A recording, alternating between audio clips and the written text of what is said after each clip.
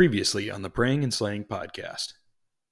Social media is such fake stuff.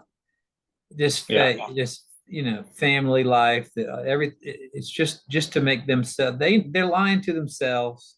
They know it.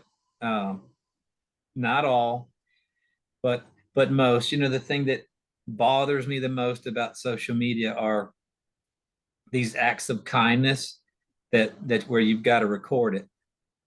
That or the, hey, it's your birthday. What cause do you want to give to? So we can show everybody how awesome you are. I'm like, no, it's my birthday. It's about me, first of all. It's a really good birthday because look at how much money yeah. Right. Or if you're donating to the homeless shelter, you're doing a selfie with them getting the check and all. I mean, that I hate that stuff. Just, be a good human being. Help other people. And as you get older and more bad things happen and you figure out on your own how to get through them, you can take advice and take medicine, all that is fine, but eventually you got to figure it out.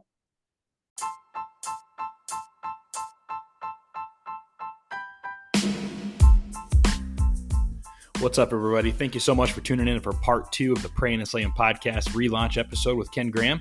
I don't want to take up too much time. We got a lot to talk about today, and I'm excited to let you guys know we got some really good stories coming up here. Ken gets really deep in his story. Very heartbreaking, so be ready for that. I have a chance to tell kind of my story over the last couple of years here as well, so that's something that's new, and I'm excited to share. So with that, guys, let's jump right back into it. We're excited to have you. Sit back, relax, and we hope you get something out of today's episode. So where did you get with the medicine piece? So I know you said you were on it. Did that? And we don't have to deep dive in this area if you don't want to go back to where you were. So you obviously hit this hole and life's terrible and you realize you don't have something to look forward to every morning, or you feel that way. And then you get on medication. I can't get past the event. I could not get past what happened. Right. So there was nothing before, nothing after. Mm-hmm. It was that's the only thing I could think about. And in my head was like a movie playing nonstop.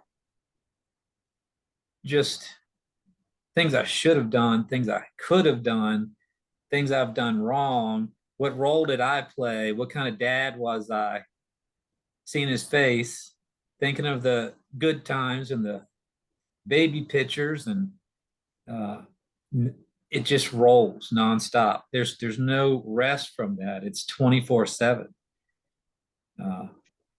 So you want to alleviate that. You find yourself wanting to, I gotta do something to get out. I can't stop it. That's why you go take medicine, and it's just too hard to deal with because I wasn't ready to do the work then. That's really what it comes down to. So I guess for that application, I would say do what you've got to do to get yourself to the place where you're ready to do the work. But we talked about guys we like reading their books, right? Mm-hmm. I'm a Jordan Peterson fan. I think most people like David Goggins, or most men like David Goggins stuff. He's a little too in your face for some people, but that's what men need. That's what I needed. I read his 2 books, but I mean, he talks about who's going to carry the boats and getting up and having a mind stronger than the body. And you learned this being in the military, but your body's going to tell you to quit way sooner than it's quitting time. Mm-hmm. You got more left in you. That's that, and I want people to know that you got more left. You got a lot more left. It's just in there. It's a place you've probably never gone before, but it's time. If you're 50 or so, but whatever age it happens for you, I mean, you really got to know who you are and how are you willing to do the work, and how hard you willing to fight to put yourself back in a position to be able to help other people. Because man, I let so many people down, so many people. Mm-hmm. 4 other sons and a wife, and my sister and nephews and nieces, I was gone. I was no good to them for over a year. And hey, they had their own stuff going on. They weren't necessarily sitting back waiting to see me come back and take over some lead role, because it wasn't that. But we do have, as a father and husband, you got some responsibilities there that, where did I see it recently? I sent it to you this morning. What is that? It's 1 Corinthians 16, 14, I think. You got that on your phone somewhere? Let me see if I can pull it up. Got it here, I think. I'll beat you to it. Yeah, 13 and 14. Yeah, be watchful, stand firm in the faith, act like men, be strong. Let act all like that you men. do be done. Act like men. Yeah. Time to man up. That's a man up. That's it. It was time to man up. So, we hadn't talked about this. I manned up right at a year anniversary of Tyler's passing. And I lost, let's see, about. How did that hit you? How did you're there, a year hits, what happens? What happens that gets you to that spot or ignites that fire in you to do this? You can't, when you fix yourself, you're still not alone.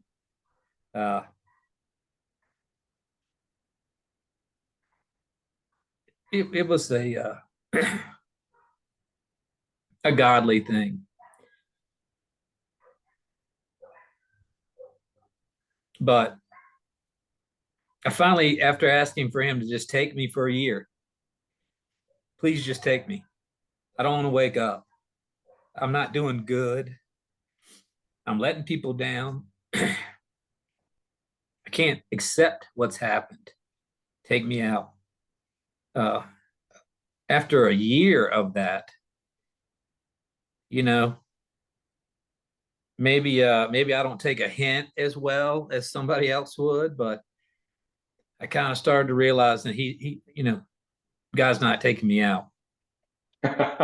So if he's not going to relieve me of this misery, man, I'm tired of carrying around this 300 pounds, man. I'm tired of being out of breath and not liking how I look. I'm already an older dad. I have kids. Caden's 7, getting ready to turn 8 next weekend. I got Cody's 12. Then I have Kyle, who's 24. Hope I got that right. Ryan, he's 21. Yeah, I forgot what I was talking about there. No, you're good, man. It's what got you off the couch, Yeah. So you can edit out the part where I forget what I'm talking about. No, it's good. It shows your age. I like it. It's really painting a picture for people that might not actually watch anything, there. Great. So we do need to mention our sponsor, the reverse mortgage people. Tell me about them. They're new. You're the expert in that one, actually. Betty said it's the best thing she ever did. I think you will too. Right. If it's good enough for Tom, the regular schedule program. Yeah. I figured he wasn't going to take me out, and I had done nothing to better the situation. I figured, well, let me. If it kills me, it kills me. But I'm gonna get in shape. I'm gonna lose this weight. I'm not gonna be an embarrassment for my kids. Where I was going with that is already being an older dad. My son Caden, one year they wanted to know if I was Santa Claus when I showed up for his kindergarten thing, or the little program at Christmas time. Mm-hmm. And they got a big laugh out of that. He thinks it's great. And then all the time when we go to football practice or anything to do with school, the teacher will say, Caden, your granddad's here. So I've talked to him about it recently. I'm like, do you feel better now? He says, Dad, if you were fat, you still don't embarrass me. Oh But my God, I love it. But you But know it. The least I can do. This the least you can do. yeah, Is to when you see somebody in shape. I mean, I lost 100 pounds. It takes effort. When you see an older person that's in shape, they've been diligent in their yeah. efforts, and it's not an accident. Mm-hmm. So yeah, I lost 100 pounds in about 8 months. That's amazing. That's amazing. And you talked earlier too about, when you're fixing yourself, the mind and the body are one and the same, or at least they're interdependent on each other. What happened with your mind over that time? Yeah, the body starts Wait. following the mind. Mm-hmm. It starts paying attention, and they start working together. But you got to outthink it. You got to outthink Yeah. it and think through it, and change how you feel about things that are a myth anyway. Like, you need to eat 3 meals a day, and the food pyramid that we were taught in school. I don't know how many servings of white bread we were supposed to have, but it was a good number of that milk and Whole cheese. grains. Yeah. Oh, bro, don't even get me started. I wrote what I thought was a phenomenal paper for a community college rhetoric class that I had to take for a degree I didn't get. And yeah, I wrote it on the food pyramid. Because at the time I was a chubby kid growing up, for a while, and then like lost a bunch of weight, but I was basically just running like crazy, but I stopped doing the 3 meals a day and all that. Anyway, so I was kind of motivated to write about what I thought was BS with that food pyramid at the time. And I wrote this paper that I thought was just knock your socks off journalism. And I got like a C- on it. And the guy was like, the cool part was the instructor was like, hey, I really love your topic here, but you're just scratching the surface, man. You want an A, like dive deep. And I'm like, no, I'm a community college. That's the amount of effort I want to put into it. Yeah. So I No, took my C-. you're the professor. You dive deep. Right. Yeah. That's where the coasting comes in. And it worked. I did get a degree later after 3 tries, but it wasn't in anything to do with writing, which is good. So, Well, can I say this? yeah, You showed him. I did. You showed him, and here we are today talking about it. So don't think that it didn't mean anything, because it did. I never thought of it that way, Ken. Thank you. That eternal wisdom. So it just shows you how much your mind is. It's so much sharper after putting some dedicated effort in. What did you go through a program, or like how did you do your? You obviously got the spark. Like, where did your mind go to like say, you know what, I'm going to get up every single day now, and I'm going to do something about where I'm at and where I want to be, and walk us through that. Like, what was your thought process with all this? It's profound thinking. It really is, because if you think about like what I've been, like how I worked, the spot I was in, like how my brain was kind of dysfunctioning, and if I'm ready to go, you're ready to die, are you ready to live? Are you willing to? What are you going to do? I mean, nobody's come for you yet. There's nobody that's coming here with the cure. You're just getting worse. So, how hard are you willing to? You've worked real hard at doing nothing for a year. That's the way I was feeling. Mm-hmm. So how hard are you willing to work to make an impact? And it was more about my kids and my wife than anything. I needed to show them, hey, there's a comeback here. Mm-hmm. Don't write me off yet. I'm working on something, and it's hard to explain, but I was working on it for a long time. It just took me a year to finally say, today's the day. Mm-hmm. But I was willing to suffer. I was willing to be hungry. I was, and I've lost weight before. I was willing to do that part of the work, but I knew I needed a jump start. So there's a couple things that I did to help me get 100 pounds down. And right now it's an educated process that I've taken myself through. Now I really know the things to do. I know my body really well. I know what it feels like. I know basic things, what not to eat, what not to drink. Not that I didn't know them before, but this is just part of my daily living now. But the first thing I did was to get a jump start, was to sign up with some outdoor guys on the Optavia diet. And I'm not sure if I'm saying it right. Optavia. You ever heard of it? I think I've seen the name, I guess, now that you say it, but I didn't know it had anything to do with a diet plan or anything. So it's new to me. It's a calorie deficit diet. And there's so much truth to that. And we overcomplicate eating and diets, and that's all because it's industry. But you watched the show, or have you ever seen the show, My 600-Pound Life? I have not. Okay. Well, you're in for a treat. Okay. But let me tell you this, the people that get that big can't see, doctors aren't going to do risky procedures on them like gastric bypass, gastric sleeve. And there's a guy named Dr. Now is the short version of his name. And he's in, I want to say Houston, Texas. So these patients are 600 pounds or bigger before they get to him. And you get there, there's almost no getting out of that. There's almost no getting out of it, because those people, many are bedridden. So they're bedridden, and then they have a caretaker who's feeding them because they're screaming, they're hungry all the time. It's the only thing that makes them feel good. I mean, they're really locked in. And they'll say things to him. So the first thing that he'll do is put them on a calorie deficit diet. If you figure out how many calories it takes for you to just exist, then you need to consume less than that daily, and you will lose weight, period. And you'll lose weight consistently every single day. Your body will, in turn, start doing something with all this reserve fat that you have. It's not overcomplicated. Carb counting, all that stuff, it's part of it, but it's not overcomplicated. If you can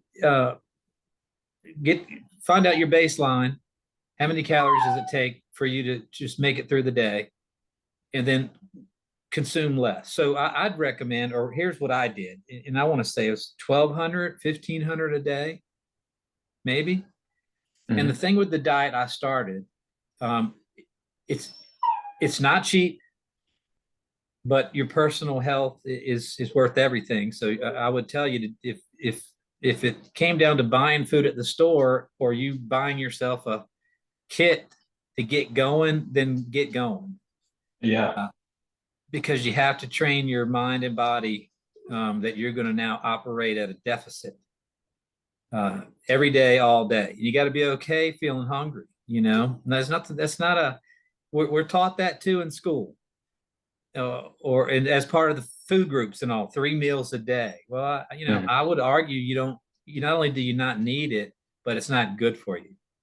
Yeah. To eat that many, especially with the foods available today. It's hard to think that an average person is going to eat 3 full meals a day, and they're going to be things they should be ingesting.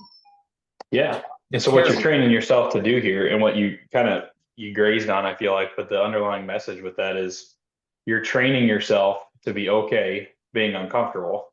And what that's training you to do then is build resiliency, because you know that, yeah, it's uncomfortable, but I'm making a conscious choice to be uncomfortable. Oh, and then I see daily progress that shows me that actually, like, uncomfortability can lead to something positive, and I'm gaining ground every single day on this problem. And it all stems out of uncomfortability, which is a total 180 from our society as a whole. I feel like, with everything that we do, and we've basically built ourselves into, is a problemless society. You could argue that with semantics, but at the end of the day, we live such comfortable lives, it's stupid. We seek comfort. Yeah, we seek it. We want to find that good, comfortable spot, and it's we're killing ourselves doing that, mentally and physically. It's the worst thing you can do is to look for a spot where you can just kind of relax. I mean, here's the bad news. or at least in my mind, I've reconciled this. There aren't any easy days, and they're all going to be a fight. So you got to accept that. So like a David Goggins type of a speaker, motivator, he and it's more of a Marines thing, I think, Navy SEAL thing. No easy day except yesterday, I think, is what they say. But you gotta almost, you can't just tolerate it. You gotta like run towards the hard stuff. You got to embrace the adversity and doing something that's not easy. You got to love that stuff and to train yourself to love something like being hungry or pain or any other kind of suffering. If you can get there, you're well on your way. Well on your way. Yeah, I totally agree. It's kind of surprising. Well, and the other thing too, so I've done a program very similar here the last couple months. Just completed it last Friday, called 75 Hard, and it's basically the same thing. It's training yourself to. At the end of the day, I get why the creator Andy Frisella calls it a mental toughness program. Everybody looks at it like it's his weight loss challenge kind of a thing, or a lot of people do. But I look back on it now, and I'm 35-ish to 40 pounds lighter and the whole nine. But like the one thing I see consistently every single day is my ability to like mentally process information, think through tougher things, attack tough things like that I normally never did. Like, I've taken several like leadership personality tests and whatever, and just me being myself at the core of who I am. I'm not a CEO type necessarily, but I'm the guy that kind of wants to be a coach, I guess, at the end of the day. It's probably the best way to describe it. And with that comes like trying to find that diplomacy in just about every situation. But what I found myself able to do better and do it in an aggressive but non-aggressive way is just attack problems that come at me head on, when normally I'd sit around and pull back and pause and think about them for a lot because I don't want to do this the wrong way or say the wrong thing or this or that. And at the end of the day, I'm like really comfortable right now, stumbling my way through things. And then I can see after I bust through that brick wall, it's like, oh, okay, well, I give myself a 70% on that situation. Here's the things I could have done better. But I'm mentally clear enough to process that information. And then I know next time I'm not going to be afraid to run at that brick wall because I know I'm going to run through it and I'm going to be just fine on the other side. But I'm going to now work on that 30% that I could have worked on. And it's just in 2.5 months, 75 days, my mind has been able to really transform in a lot of ways to just get clear and be able to think like that. It's just not something that's been normal for me my whole life. And it's definitely interesting to watch that work. But I think a lot of even what you're talking about now, it's the mental toughness is carrying your physical toughness along with it and making it better. And then they start working together because then your mind also starts recognizing once your body hits certain plateaus and certain platforms and certain levels of success, that your mind kind of gets stronger to take it to that next level. Yep. So what prompted this is that's justice. My editor and and part-time life coach. This is Daisy. I love it. Oh, that's Daisy. Well, Daisy is a specimen of a dash hound. I would say. I mean, that's if this awesome. Dog could talk, right? But anyway, she doesn't.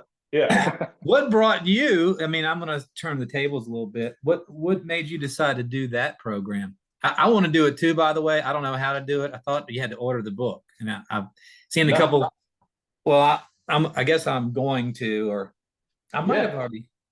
I don't know. Does it come in Audible? That's the only way I really read books. I can't imagine Andy wouldn't have it there. The guy who runs it. Yeah, I'm sure he does. I don't being know. The business connoisseur. Yeah, I don't know Andy. Yeah, I don't either. Him and I are on a first name basis, but it's because I listen to his podcast and I know what his first name is. There's no personal connection at all there. I would give him a personal endorsement, but it doesn't matter to him. So. Yeah, but there was some thought process that went into you decided, okay, I need to do this, or I want to do this. Yeah, man, for sure. So, well, like I said, we had it's been a kind of a crazy couple of years, I guess, just long story short, and probably even a few years before that. So I've always been, like I said, I lost quite a bit of weight in high school, and ever since then, I got huge into the weightlifting and just personal fitness and things like that, and competitive weightlifting. And that carried me through my 20s with just a ton of confidence. And it was something that I always took for granted, I guess. I never thought much about it. It was just such a part of my life that I didn't have to think about it. And then, we ended up basically doing our first, on our own thing out in Virginia. My wife got stationed out there. That's where I wrapped up my military career and became a park ranger. And that level of, I guess, just, out of the nest comfortability kind of kicks in, and your career starts taking, for me, my career started taking over a lot, and you start kind of making the excuses here and there of, oh, you know what, I'm not going to make it to the gym today, or, oh, you know what, I'm just a little too tired, whatever. So really for me, the big physical fitness piece just started gradually falling off my plate. And me being me genetically, with my bloodline that I have, and my brother's the polar opposite, so you could probably argue it, but him and I are good examples of, for me, if I don't really watch what I do and have a ton of activity, I can gain weight very, very quick. And I can also build muscle quick. I can do just about everything quick if I put my mind to it. My brother's the exact opposite. He can do whatever the hell he wants and doesn't gain an ounce. He's just that guy. So for me, it was something that I started gaining some weight, and not enough to really pay attention to, not enough to, feel down about anything. And then we ended up getting restationed to Montana.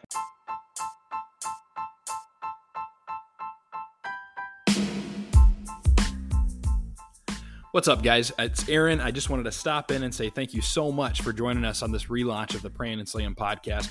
I couldn't think of a better guest to have on than Ken Graham for this relaunch. He's got a lot of pain that's been in his life, but it's been a huge redemption story for him as well. And it's a message that we're going to bring, and hopefully a lot of things here with the new Prayin and Slayin Podcast is just being able to inspire people through stories of the guests we have on, through the stories I've got to tell, through a whole bunch of stories. And of course, there's going to be a lot of good, cool hunting content in there as well. And then obviously that'll be the primary, but we are excited to have you guys back. Thank you so much for supporting us. If you want to support Light the Fire Outdoors mission to the next level, we do have swag available at lightthefireoutdoors.com. And we've got some really, really cool new Prayin and Slayin hats to commensurate the relaunch of the Prayin and Slayin podcast.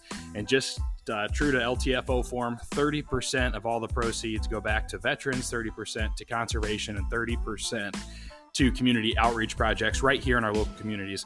And just the hats are flying off the shelves. We got two styles of the Prayin and Slayin. We still got some LTFO ones in stock. And yeah, guys, that's another way you can kind of take your support to the next level. But again, thank you so much for just being here and listening. And hopefully you pull some stuff out of our messages through this podcast, and it inspires you in a way to either inspire somebody else or you to take that next step in whatever you've got going on in your life. So with that, guys, thank you so much for tuning in. If you want to support us further, lightthefireoutdoors.com/shop. And we are going to jump back in with Ken to the podcast.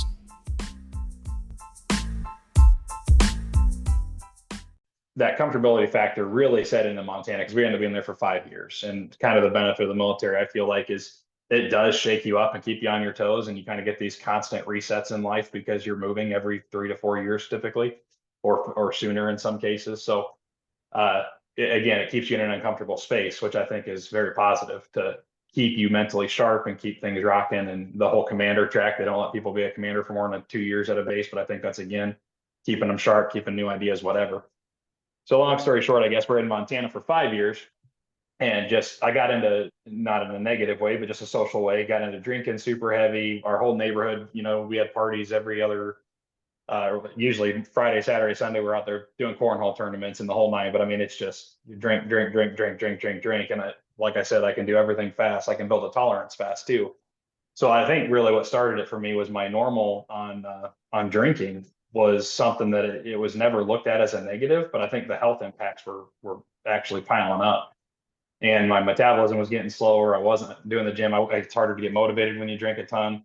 And all these things, I'm not realizing this at the time. It's just happening, and life's happening. And then it's 3 years of that. And then slowly gaining weight, but then the more you gain weight, the less motivated you are to get out there and go to the gym and that kind of thing. So just a slow, steady lifestyle change of just kind of like, yours took a year of inaction for a totally separate reason. Mine was several years of inaction, and really no hardship there, and then getting comfortable, just totally getting comfortable. And then we had our first kid, and right on top of, kind of in that same process, it started before that, about a year before that, I had a crazy tough year, the toughest year I've ever had in a career setting, but for work, it was just a rough year all around. And just super high stress, not dealing with it well, drinking probably to deal with it more than anything, just to numb it at the end of the day.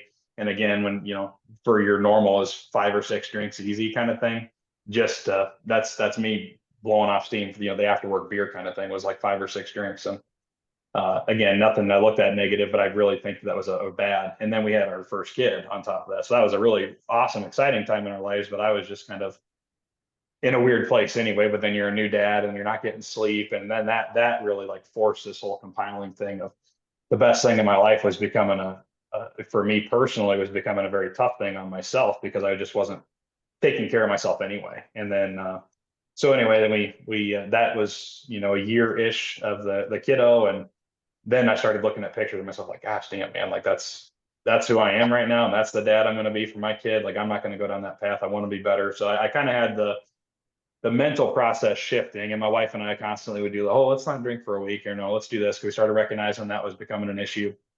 And, we get out. So then we go through our move here to Maryland is where we're at now. And one of my wife's coworkers was doing the 75 hard program while we were up there. Like the last few months we're up there, she's doing her thing and she's posting about it every day. Like, they kind of encourage you to spread the message about it. So I knew what it was. And then she just recommended the podcast one time. And so I was like, oh, okay, I'll listen to his podcast. And I'd listen to his podcast here and there.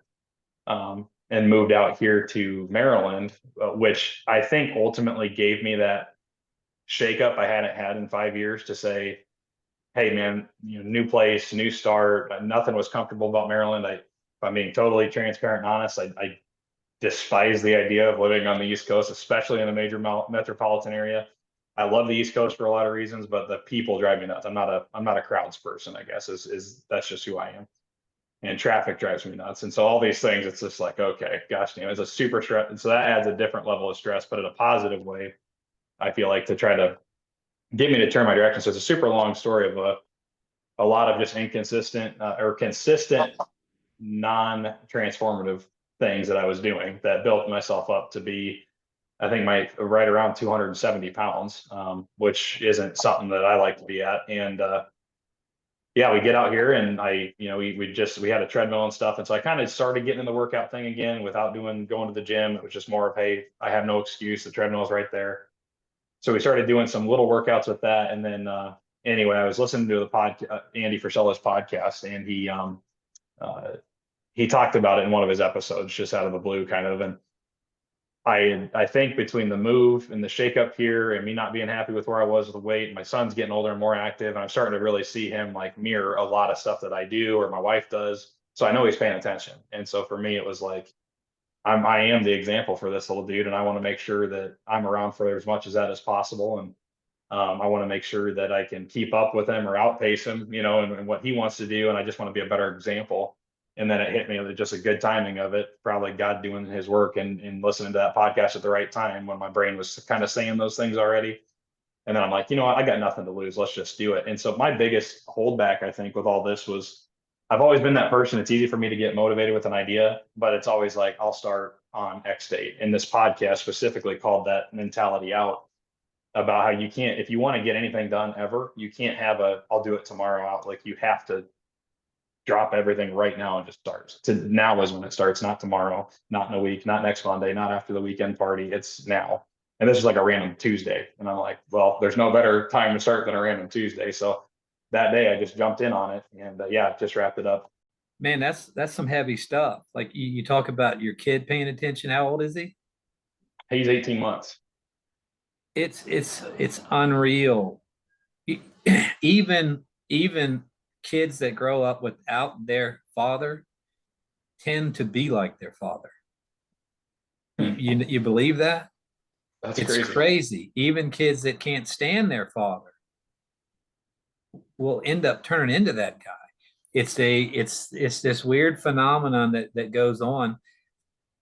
There's the role of the father in the home. There's nothing more important than that.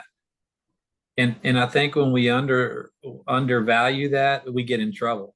And I think that will keep us all on track too, is realizing these dudes are walking in my footsteps. Let's make sure I'm walking the right way. Right, because they're going to mimic it. And not staggering. I don't. Yeah. But mine got a chance to see that also, because I was you gotta quit the alcohol. You have to, if you're trying to fix yourself, at least take it out, and if you must reintroduce it at a later time, but you got to get that element out if you're trying to work on yourself. And I think that was, part of what he talks about, because I mentioned we've done it, before, where we'll set a goal like, hey, let's not drink this week, let's go 7 days without it, and then we've done it before. We did like 21 days, and in one of Andy's podcasts, he talks about the Live Hard program. So it's a whole program. There's 75 Hard as part of it, and then you have, basically, if you do the whole program, you're doing about a half a year of no alcohol and all these positive things you're doing to kind of transform your life, or just kind of set yourself in a new direction. But he specifically does this for 75 days for people, because he knows that this is going to be the most tackled thing that he does in this whole Live Hard program, and people are going to replicate this year over year, and new people are going to go into it and whatever, and it takes way more than 21 days. It's like basically he describes it better, and I think he even cites some research in there in his podcast about 21 days isn't what it takes to break or form a new habit. It's way more than that. It's a consistent effort over a lot longer period of time. Like 21 days is like scratching the surface of a start. Yeah. And at 75 days, I never, the best part about it that I liked was that I never had a craving for alcohol. You obviously have to cut alcohol out at 75 days. And I never once wanted to drink until like the second to last week. And it wasn't even that I wanted to, it was just like, oh crap, I see the light at the end of the tunnel, I can now. And when I hadn't been even really, the whole time I hadn't really been thinking to myself like, oh, I can't. And I'd go to wineries with my wife, and she'd do her wine tasting. I'd just smell the wine and be, oh, that's awesome. And feel like I want to go into work things that normally we all sit around and have a few cocktails at, the end of a hard day's talk in a meeting. It wasn't hard for me to really not do that. Traveling, hanging out with my family, we all enjoy drinking tequila and doing that thing, and just having a good time being around them. What really wasn't as hard as what I thought it would be. But what it really showed me, though, is how much that does drain you. You might not even think about it. I never once looked at alcohol as like, aside from how much I could drink and it not really affect me, that was the thing I saw as a problem. But it in itself like bogs you down. And so after 75 Hard, it was this, I think it might have been Sunday. I don't know. We were out, my wife and I were playing cornhole in the front yard, just kind of having a night, because she's in between her semesters of school right now.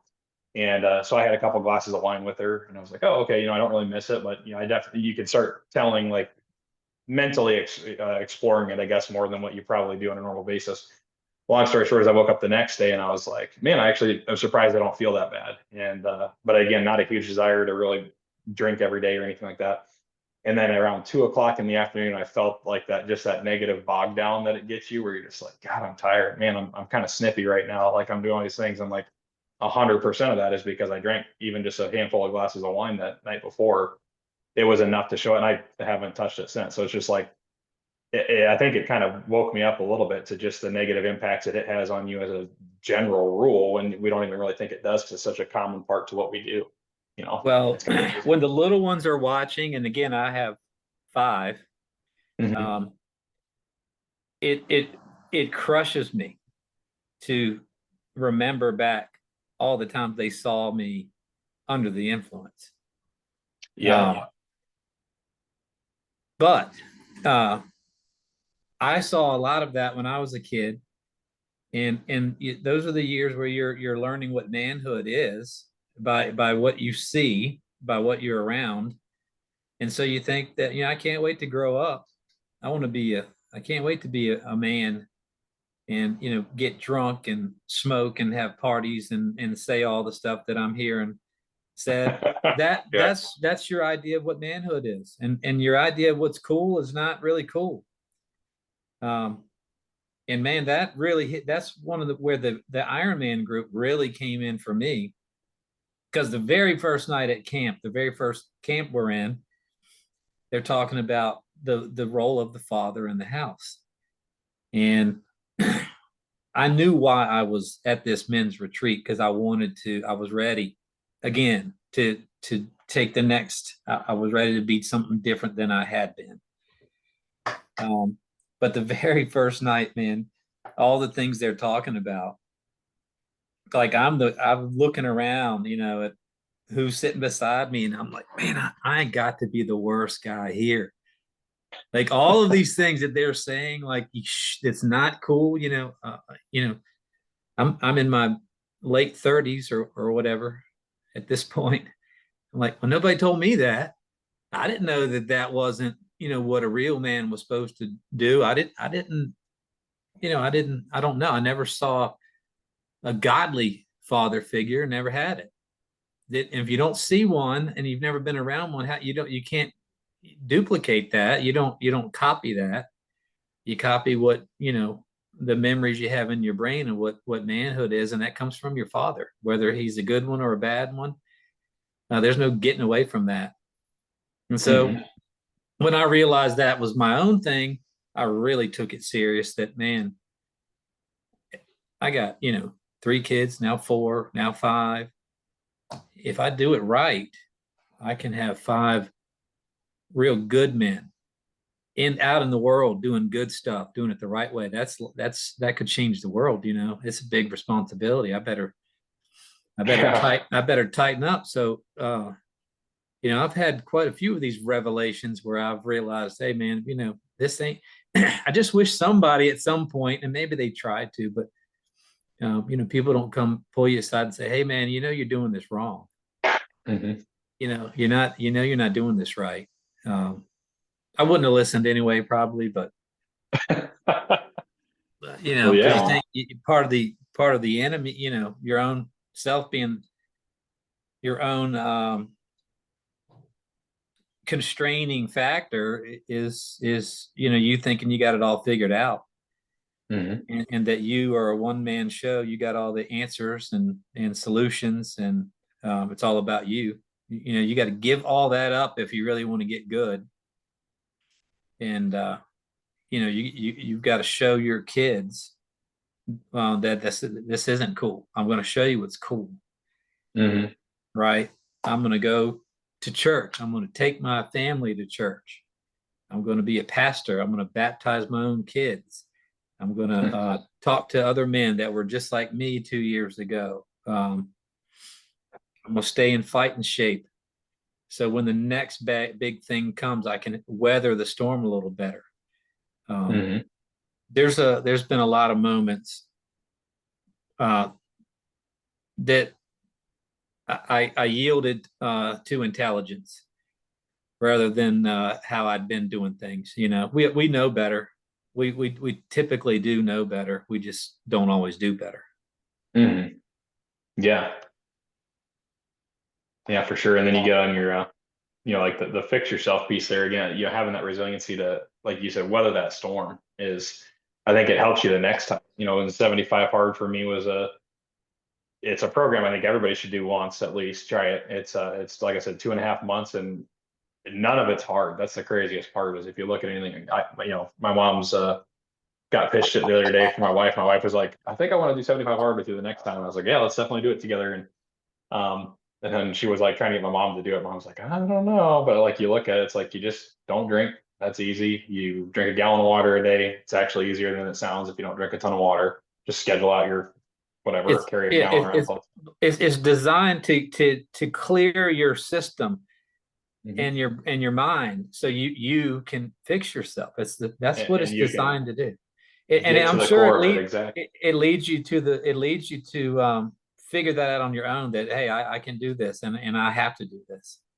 It does. Yeah. Because it teaches you to be disciplined, but for no other reason than to be disciplined and to get down to the core of who you are, and to understand that you can motivate yourself to do a certain thing every single day, or just fight through the finish because it's going to suck. I really don't have the gas in my engine, to your point, to do the second workout that I needed to do today for the 45th day in a row, but you got to do it. And so you go do it. And the next thing you're like, wow, it actually wasn't that bad. Or, yeah, it did suck, but at least I powered through it. And now you're better because of that uncomfortability you put yourself through. And, to your point, then you move on to this, like you said, you got, an army of 4 and 5 boys, behind you that are all watching you and seeing the man that you are. And now, instead of, yes, they watched their dad go through something that was incredibly difficult and dark and the whole nine. And then on the flip side, now they get to watch that rebound story, which is probably the best example they could ever have of life, of actually showcasing what it means to be someone who's resilient and can be mentally tough enough to call themselves out for what it is, with a little nudge from one of their friends, and how that worked. And then carry yourself out to, in 8 months, less than a year. They watch you go through the toughest year of your life. Now they're watching you get back on track to maybe one of the brightest, just because of what you've been able to mentally pull yourself through. And now they've got that living example every day right in front of them. That's pretty incredible. Yeah. Well, you have to be in a position. So I am back in a position of strength, meaning I can go do some good stuff now. And I can have people listen. I can do podcasts like this. I can go talk to people, and I'm going to come across very sincere, disciplined, in shape. I'm there now, and I got to keep it that way. But I wouldn't recommend going about it the way I did it. Again, so real quick, the alcohol, you got to be done. You have to be done. Nobody at the highest level that's really, when I say successful, if they're handling their life the way they should as a man and a husband and a father, there's not alcohol. You're not gonna find it with the top. Why does this guy make it part of it, telling you to abstain for a little while? It's bad. It's nothing good happens if you mix a bunch of Yeah. You don't realize how much it drains you. That was kind of what I was saying. It's like even that one day of just like, oh, it's not gonna hurt to have a glass of wine. And I still don't look at it negative, but I did absolutely feel something I'd never paid attention to before. And I was like, oh man, and I didn't like it. I was like, and like I said, I haven't gone back to it, just because I can now and I'm done with the program. It's like, no, I actually really enjoy how much I feel better with like being mentally clear and being able to be thoughtful and be a better listener to my wife at the end of the day. With something when I'm not decompressing with alcohol because it was a rough day at work. Even if I have rough days now, I still don't, run and grab a whiskey or anything like that. It's like, because by the time she gets home, the last thing you want to do, because you're just numbing yourself for some BS stress you dealt with, that way, then she needs you to be a listener for something she had tough. And it's amazing. Like all these little different things that, again, I never paid attention to before, but just being able to be there, be present, and be more mentally resilient. Cause I'm not trying to numb emotions with something. You just deal with them and you handle it, and you shoulder it and you move forward, it's kind of incredible. That's awesome. Cause the things you say, really, they make me think. You talk about BS stress, right? So I thought I had some things to overcome that were tough, man, really hard. Most people couldn't handle it, right? That's how I thought. So the alcohol and whatever else you might indulge in, or whatever your people are doing, they're doing it to escape, because you don't want to. That's just altering reality. It's just because I can't cope, don't want to cope. I deserve it. I've had a bad day. How bad of a day is it? How bad of a day is it? It's not as bad as getting a phone call from your son saying it's your oldest son is gone. Mm-hmm. So we get, I wouldn't recommend my path to anybody, but I'm begging people, don't wait for that phone call. Go do something, be ready. Cause a lot of people don't make it through this kind of heartache. They're not able to, and I'm actually recording a podcast tomorrow with a great guy. His name is Jeff Johnston, but his son passed away from a fentanyl poisoning, and about a year and a half after that, his wife passed away from the effects of over drinking, alcoholism, and if you're not tough enough the other stuff will take you out, man. You got to be able to weather the storm, and there's the storms are coming. I promise you, they're coming. They're going to hit you when you're the most vulnerable. So that's the old. There's no easy day. You got to stay ready, man. Who says it? Stay ready so you don't have to get ready. Stay ready, and so that means you got to put yourself in a position, to take another hit, take another direct shot, and be able to navigate through it and do it in a way that teaches the people watching you how they're going to get through the tough stuff. So my boys, they've been through more than they should have ever. It's horrible that they've. It's the biggest trauma the human soul can deal with is losing a brother or a parent, losing a child. They're all bad, but those two, that's trauma. And it's gonna. I hate this. I hate saying it, but it's gonna happen to them. They're gonna be me one day, maybe. That's in Virginia one day, and a day and a half later is sitting down with a salesperson at a cemetery, selling cemetery plots and the containers and the vaults and the view. You're not ready for it. I remember sitting there for this conversation. There's a need for that. There's a need for people to know, in the whirlwind of when something really bad happens, what's going to happen next? What do I do? Because I've never done that. And I'm the guy. I'm the man sitting there. I'm supposed to handle this stuff. Never been in that position in my life. And we had the worst experience you could ever imagine. This person was overly zealous salesperson, and I'm not mad at salespeople at all. I did it for 33 years, and you can do it right, you can do it wrong.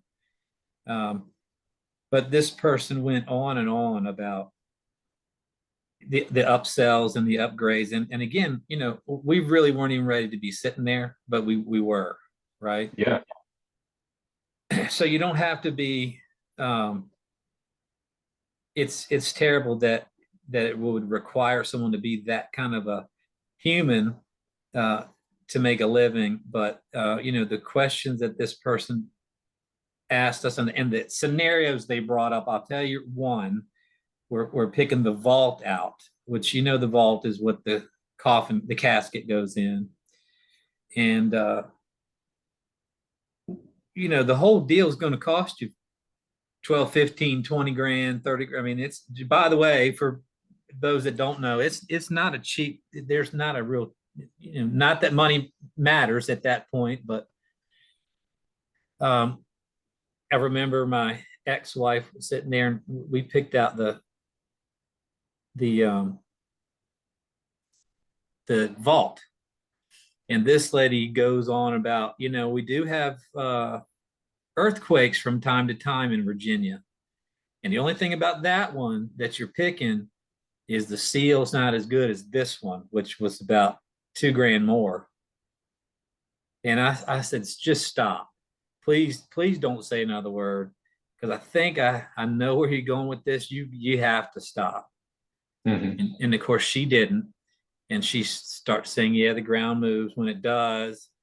The seal can be broken, those things could open up. And I said, God knows, you've got to be the most rotten human being I've ever met in my life, because you're painting the picture right now for my son's mother that he's going to have water poured in. You want that in her mind? Who taught you that? Right. I I get it. Someone taught her the sales tactic, but the thing she failed to realize is, like you said, you can good sell and you can bad sell, but a good salesman always has the best interest of their customer in mind, and the best interest of you guys is you in this situation is. Well, you're I don't not even know why again. they would have an upsell program. It's like, Buddy.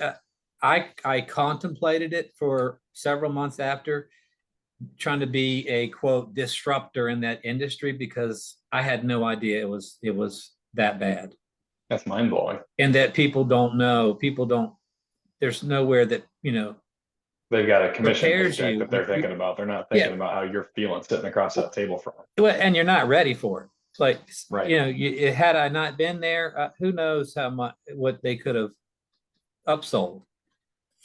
And so is it that person's fault? No, it's not. It's the whole deal where they've set a compensation plan up that rewards that behavior. That's right. That person's just trying to make a living. But man, at the time, so again, could I have handled all this stuff better if I'd been ready? I mean, you're never going to be ready for the phone call I got. I hope you're not. Yeah. And I'm not ready for another phone call, but I'm in a lot better. I'm going to take action now immediately, because I know what to do. Right. Mm-hmm. And I know it has to be done because I've been there and done that before.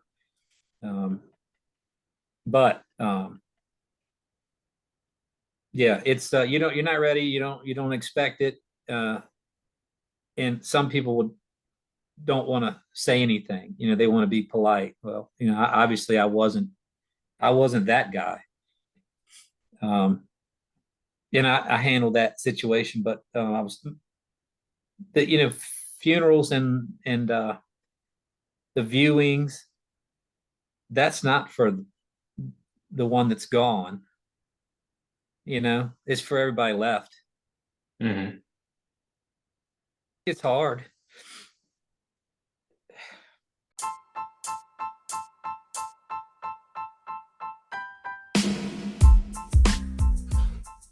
Thank you guys so much for tuning into part 2 with Ken Graham about fixing yourself. This is a part 2 of a 3-part series here.